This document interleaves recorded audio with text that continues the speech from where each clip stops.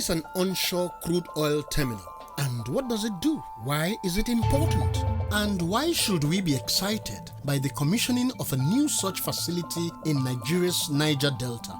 First, a crude oil terminal, be it onshore or offshore, is the terminus of the crude oil production and evacuation process. It's the facility from which crudes are delivered to export tankers. Until the end of March 2025, Nigeria had 5 large-sized onshore crude oil terminals, each with capacity to pump over 300,000 barrels of oil per day into seaborne export transportation units. They include the Bonny Terminal, built by Shell Petroleum and now operated by Renaissance Africa Company Limited. Kwa Ibo Terminal, built by Mobil Producing and now operated by Seplat Energies. Brass Oil River Terminal, built by Nigerian Ajib and now operated by Oando. Forcados Terminal, built by Shell Petroleum and now operated by Renaissance Africa Company Limited. And Excravos Terminal, built and operated by Chevron Nigeria. These 5 terminals are the export points of around 50% of Nigerian crude oil and condensate. They were built by multinationals over 50 years ago to receive crudes from oil fields operated by these companies and export them to foreign markets. The newly completed Otakikpo Terminal, installed by Green Energy International Limited, is the first such facility to be constructed by a Nigerian-owned operator. Project construction commenced in the second quarter of 2023 and was delivered by first quarter 2025 ahead of schedule. The Phase 1 project cost is in excess of $400 million, with projected full phase development cost of over $1.3 billion. The Otakikpo terminal is designed to handle up to 250,000 barrels per day crude injection, while the field currently produces at 10,000 barrels of oil per day. This corresponds to a capacity utilization level of only 4%, thus providing a remarkable opportunity for third-party injectors. Injection of crude oil into the tanks started on March 30, 2025, and the operators are on track for first export between May 23 and May 25, 2025. Here are the timelines of the key milestones in the construction phase.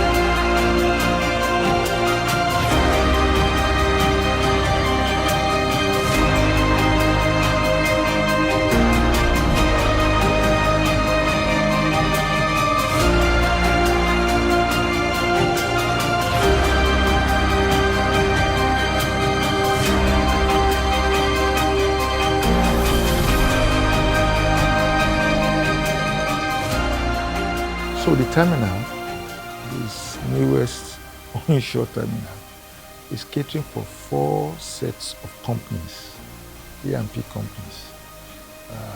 The first are those who have small reserves, far away from oil export infrastructure pipeline, that they can't afford to build a pipeline because of the small reserves. This terminal gives them a solution through trucking option, i.e., they can truck 1,000, 1,500 barrels into a terminal. Getting to the terminal, we have very good network. So if you are around 50 kilometers thereabout and your field is stranded, you have nowhere to take it to, and you're on land, you can come to the Otakipo onshore terminal. So that's the first set of people. Then we have another set of people, companies. They have fields right near the creek where they can't do any trucking, but they can do barging.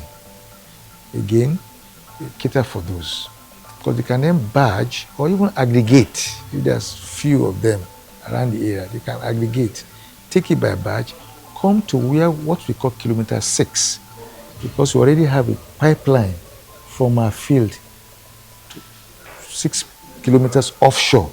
And it's a bi-directional, which we are using right now for our export. So we can turn it around. You can bring all your barge into kilometer 6, pump your oil onshore, and from onshore, it goes directly into our terminal. So that again gives succor to those fields, and so many of them.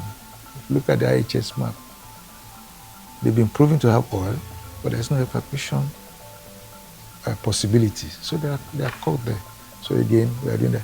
The third set of people are those who have fields 20 kilometers offshore. 20 kilometers offshore. One of the mitigating factors for them for exporting or developing them full steam is that they may not have enough capital to go into hundreds of millions of dollars to put this fancy FPSO and terminal.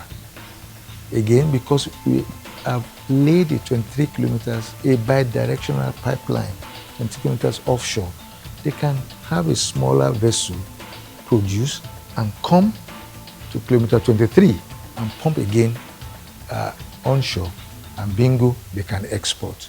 The third set of people are people within 40 kilometers from us, who, even if they have enough money for the pipeline, etc., there's the issue of theft. They produce 100 barrels, they get paid sometime at the worst period of time, maybe for 80, 20% loss or whatever. And that's impacting on their bottom line.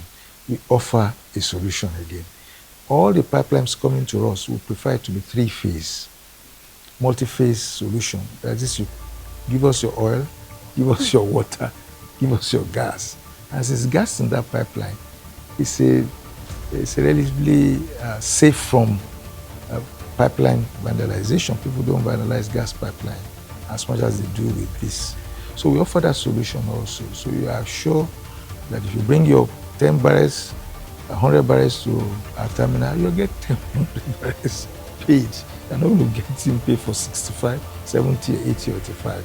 So that's the kind of people. And with that fourth option, it means, frankly, your footprint in your field needn't be very, because we're going to help you to process. So frankly, you can have your 2 bedrooms next to your where everybody's already doing the work for you, 40 kilometers, whatever you are. So that's the kind of option that we are bringing to the table, solving problems for the small guys, solving problems for those who are locationally disadvantaged, solving problems for people who want the bottom line to be better. So that's the uniqueness of the Otakipo onshore terminal. That's all we have for this pilot -4 episode of Energy TV, the peerless insight into energy issues in the African continent.